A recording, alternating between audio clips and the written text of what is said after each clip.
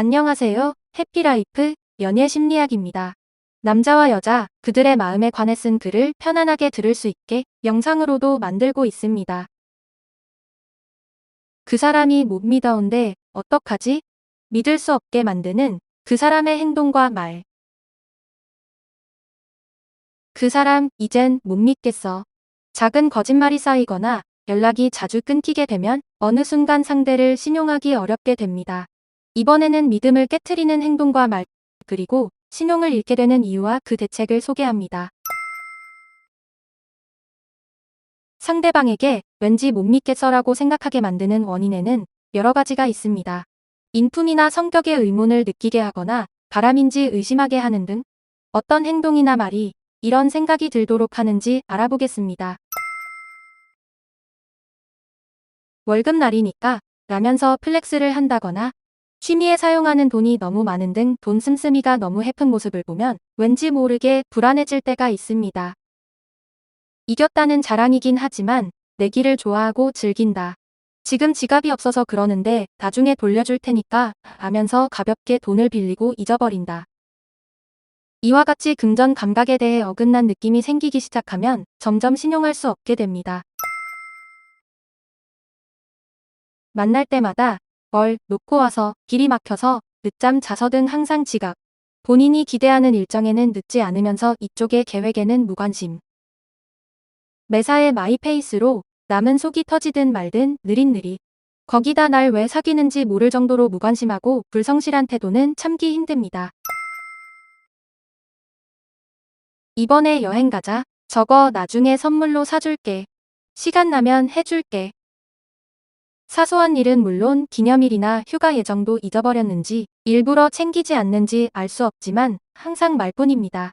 처음에 기대도 점점 없어지고 함부로 내뱉는 말에 슬슬 짜증이 나기 시작합니다.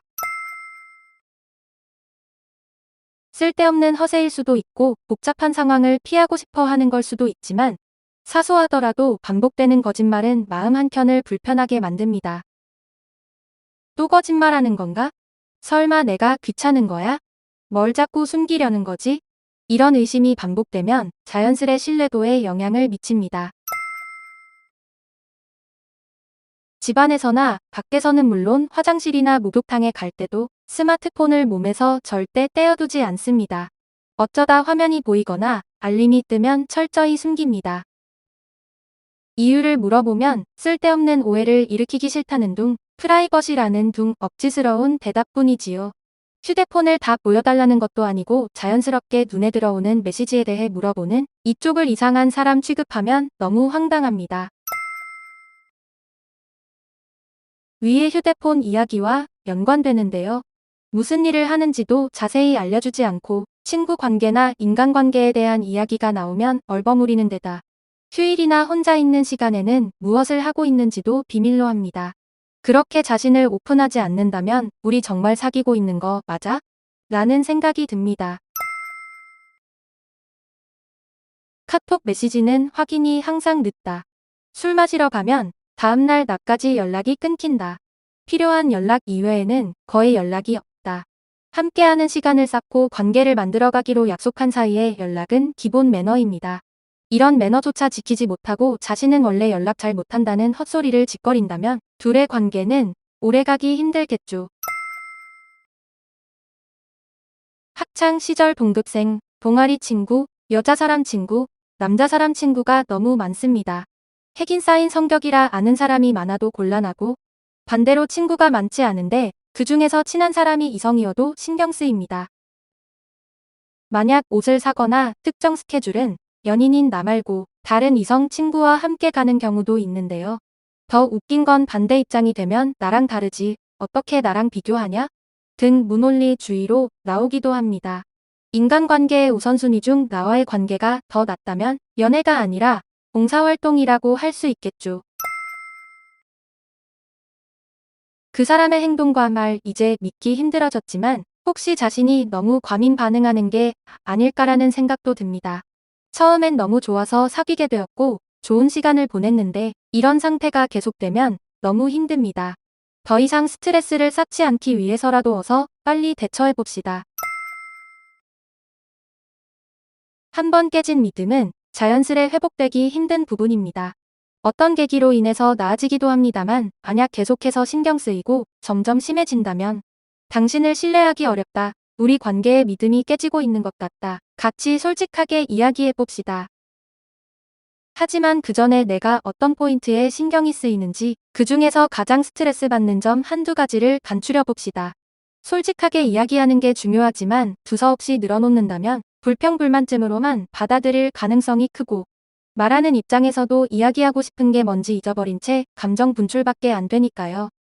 남자친구를 비판하거나 인격을 부정하지 않고 불신감의 원인이 되고 있는 행동에 초점을 맞추어 이야기합시다. 자신의 불안 요소에 대해서는 공유하는 것도 중요합니다.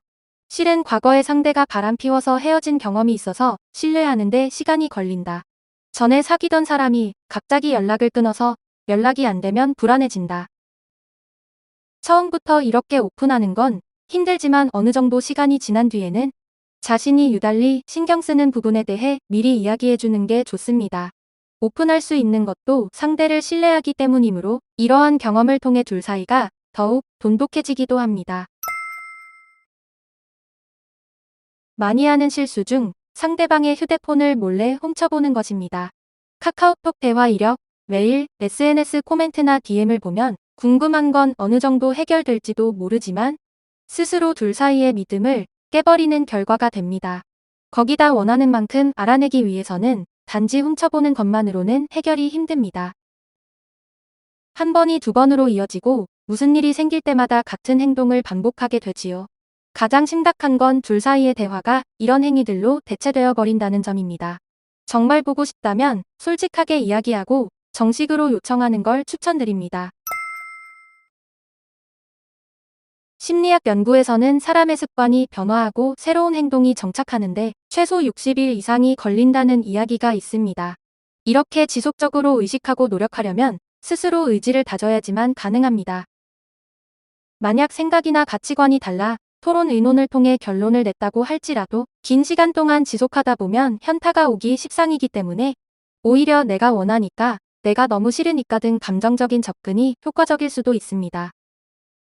신뢰를 쌓는 데에는 둘 사이의 시간과 경험이 필수이죠. 이렇게 신뢰를 쌓았다면 그 신뢰가 무너지는 데에도 적지 않은 시간이 걸렸을 것입니다.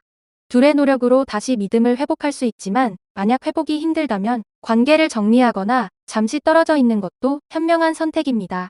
단 이때에는 오해와 착각으로 결론을 내지 않도록 충분한 대화를 거쳐 결정하길 바랍니다.